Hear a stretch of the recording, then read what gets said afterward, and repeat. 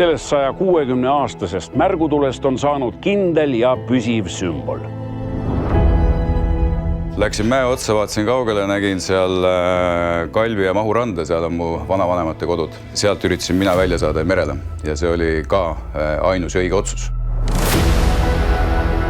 Aga mis siis nagu mind vaimustab, on ikkagi selline autentsuse essents, mis veel on siin.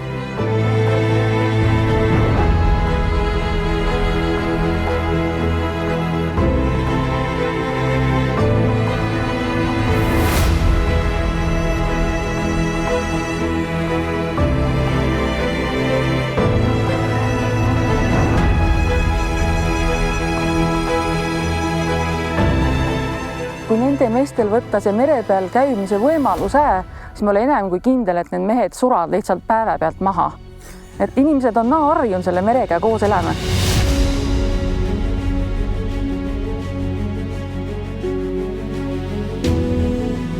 Ma arvan, et mina olen enda jaoks õige koha valinud, et siin peabki olema natuke kiiksuga ja ju ma olen.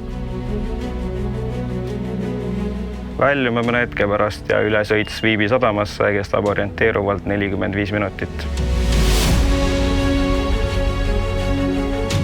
Kadakaväljad ja rannaniidud ja puupaadid, lubjakivi vallidega rannik.